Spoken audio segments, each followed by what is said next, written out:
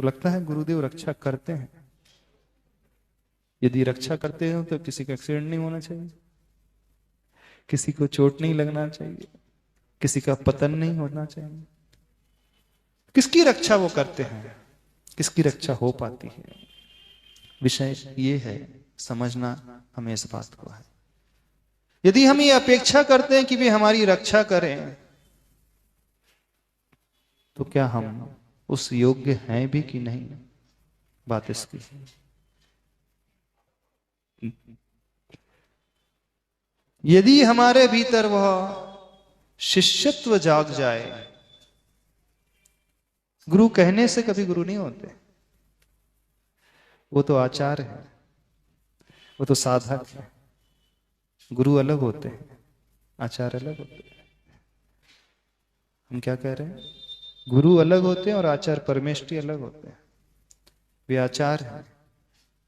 गुरु तब होते हैं जब शिष्य आता है। गुरु तब होते हैं जब शिष्य आता है। और यदि हमारे भीतर शिष्यत्व प्रकट हो जाएगा तो हमें गुरु मिल जाएंगे। और यदि हमारे भीतर शिष्यत्व प्रकट नहीं हो रहा है, शिष्य हम नहीं बन पा रहे हैं, तो वो गुरु कभी नहीं होंगे। शब्दों के माध्यम से हर व्यक्ति कहता है कि वे गुरु हैं, वे हमारी रक्षा करें। क्या हमने कभी समझने की कोशिश की है कि हम क्या शिष्य बन भी पाए कि नहीं बन पाए? बताओ आप। एक्सपेक्टेशन है रक्षा की, एक्सपेक्टेशन है उत्थान की, अपेक्षाएं हैं विकास की। कैसे संभव होगा वो? दो चीजें हैं, दो पक्ष हैं। एक पक्ष है गुरु का, एक पक्ष है शिष्य का। दोनों को लेकर के चलना है। गुरु तो तब आएंगे जब हमारे भीतर वह समर्पण जागृत होगा,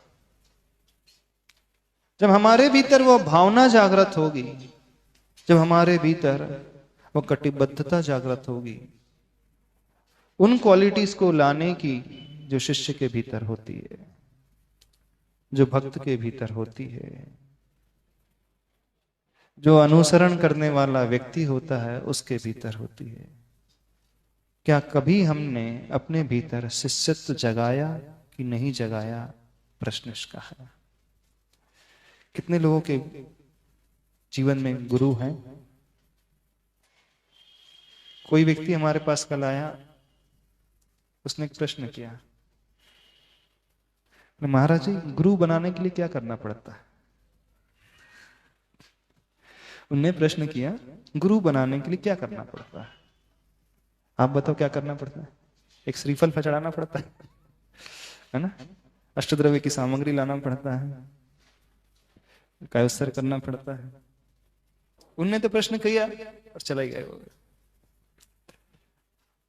बताइए आपके जीवन में गुरु है कि नहीं?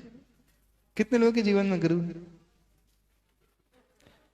देखो कहना अलग है, हर कोई कह देता है आचार्य भगवंत है, आचार्य श्री विद्यासागर महाराज जी हमारे गुरु हैं। उसकी बात ही नहीं है। गुरु बनाना अलग ही चीज है। अभी जो आप जिनका नाम ले रहे हैं वो आचार्य परमेष्ठी है। आपके लिए वो गुरु हो कोई गारंटी नहीं है। अभी कोई नियामक नहीं है कि जितने लोग नाम ले लेते हैं सबके वो गुरु हैं, सबके वो आचार्य परमेष्ठी हैं। गुरु तो किसी विशेष के रहते। गुरु बनाना उनके हाथ में नहीं होता। देखना उनके हाथ में है क्या? जब वो कहेंगे मेरा शिष्य, किसके हाथ में? आचार्य भगवान के पास जाते हैं कोई भी व्यक्ति, आचार्य भगवान दीक्षा देते हैं कि शिष्य दीक्षा लेता है?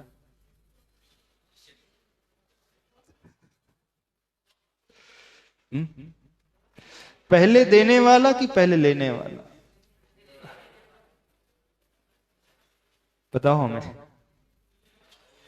जब आप कोई नियम लेने के लिए आते हो तो महाराज श्री नियम देते हैं कि आप ग्रहण करते हो? आप कहते क्या महाराज जी आपने नियम दिया था, उनका पालन कर रहे हैं। प्रचलन में क्या है, जो नियम आप लोगों ने दिया था महाराज जी हम अच्छे से पाल रहे हैं। देखो कभी नियम दिया जाता ही नहीं, नियम तो हमेशा लिया जाता है। गुरु कभी नहीं कहते हैं कि मैं तुम्हारा गुरु हूं।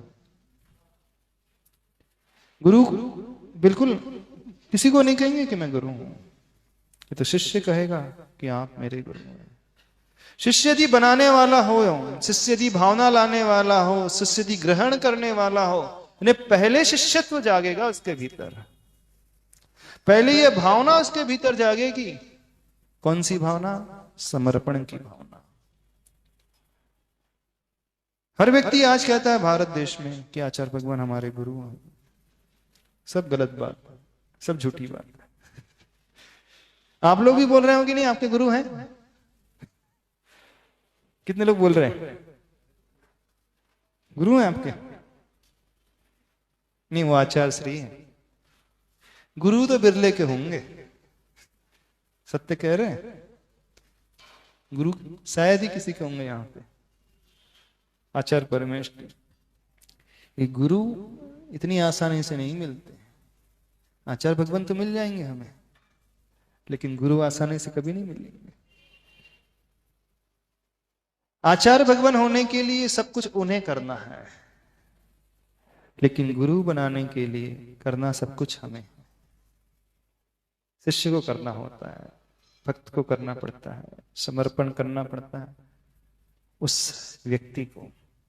ये उनके हाथ में बिल्कुल नहीं है, ये हमारे हाथ में। हम चाहें तो शिष्यत्व अंगीकार कर सकते हैं, हम चाहें तो समर्पण लेकर के आ सकते हैं। कहना बहुत आसान है, बहुत सरल है, लेकिन जो बात शिष्य की होती है, होनी चाहिए, वो प्रकट करना बहुत कठिन है। बिल्कुल बहुत दुर्लभ है। इस बात को मान करके चलना। जिस दिन हम उस भावना को अपने भीतर लेकर के आ जाएंगे, उस दिन से वे हमारे गुरु कहलाएंगे। और जब वे गुरु हो जाएंगे तो नियम से मान करके चलना, वो कभी भी हमें बीच भंवर में डाल नहीं सकते।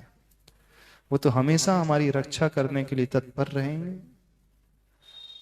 हमसे आगे वो चलेंगे, रास्ता बनाते हुए, रास्ता दिखाते हुए। पहले उनके कदम बढ़ते हैं उन कटीले रास्तों पे, पथरीली भूमि पे, और जब वो चलते हैं उन रास्तों पे तो मार वो सहन करते, कठिनता वो झेलते। फिर चलने के पश्चात वो कंकरीली भूमि जो होती है, कांटीली भूमि जो होती है, कुछ समतल जैसी हो जाती है। यदि गुरु बना लिया तो देखना, फिर पीछे चलने वालों को ज्यादा कठिनाई नहीं होती। कठिनाई किसे झेलनी पड़ती? आगे वाले को झेलनी पड़ती। कोई लड़ाई हो, जो मोर्चे में सबसे आगे है, गलत तो नहीं है? जो सबसे आगे है मोर्चे में, सबसे ज्यादा उससे झेलना पड़ती है।